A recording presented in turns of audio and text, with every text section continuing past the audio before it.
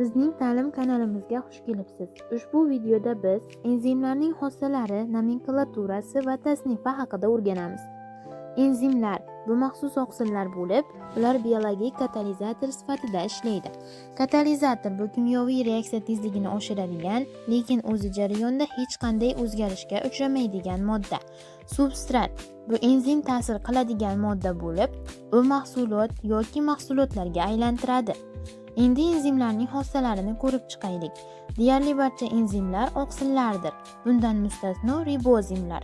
Ular kolloid tabiatga ega, issiqlikka sezgir va suvda eriydi. Ular o'z harakatlarida juda spetsifik va tanlab ishlaydi.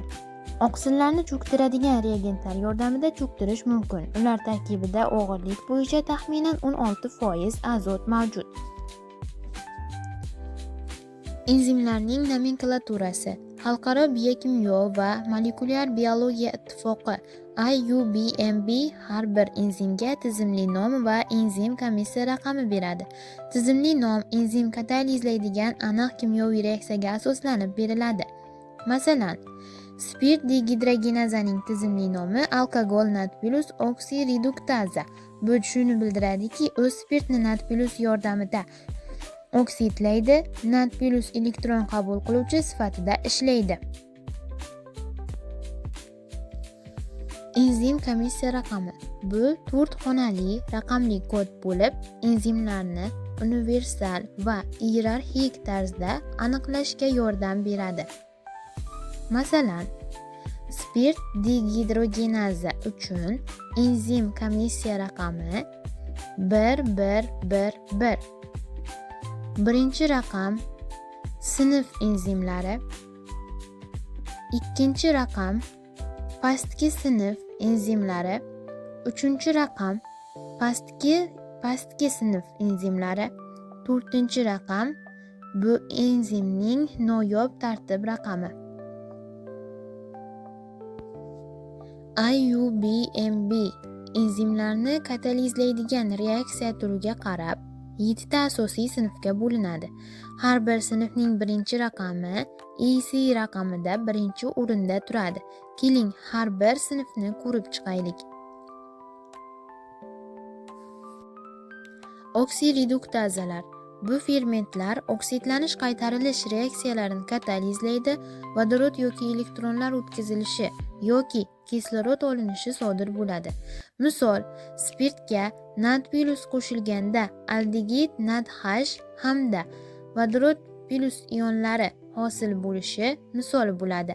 Bu reaksiyada spirtning gidroksil guruhi oksidlanadi, uglerod atomining gidrid ioni vodorod minus natplyusga o'tadi va NADH hosil bo'ladi.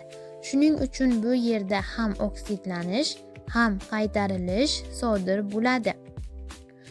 Misol uchun dehidrogenazalar, oksidazalar, oksigenazalar, gipoksidazalar va reduktazalar. Transferazalar. Ikkinchi sinf fermentlari. Ular vodoroddan tashqari funksional guruhlarni bir molekuladan ikkinchisiga o'tkazadi. ATFdan fosfat guruhi geksozga o'tkaziladi va geksoz 6 fosfat hamda ADF hosil bo'ladi.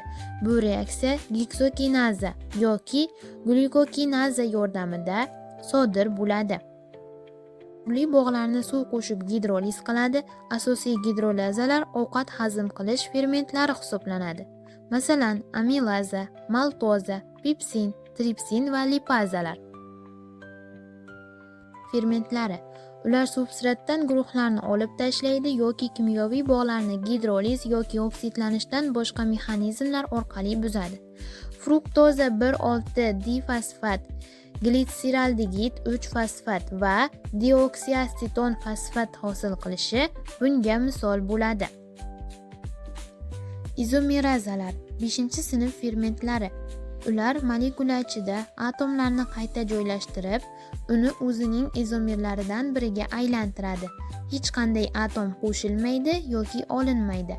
Glyukoza 6-fosfat, fruktoza 6-fosfat, fosfogeksoza izomeraza fermenti yordamida izomerizatsiya orqali hosil bo'lishi bunga misol bo'ladi. Ligazalar 6-sinf fermentlari. Ular odatda ATP gidrolizi hisobiga ikki substratni bir-biriga bog'laydi.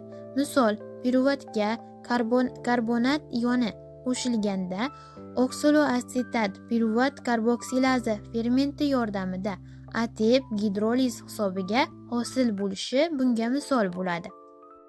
Translokazalar 7-sinf fermentlari. IUBMB tomonidan ro'yxatga olingan eng oxirgi sinf. Translokazalar ionlar, shakarlar va oqsillar kabi substratlarning membranalari orqali va hujayra ichida harakatlanishini osonlashtiradi. Buning uchun ATP yoki HTP gidrolizi, proton gradienti yoki redoks jarayonlaridan energiya oladi. Bunga misol kalsiy kanallari va natriy kaliy nasosi. Agar bu video sizga foydali bo'lsa, like bosib baham ko'ring va obuna bo'lishni unutmang.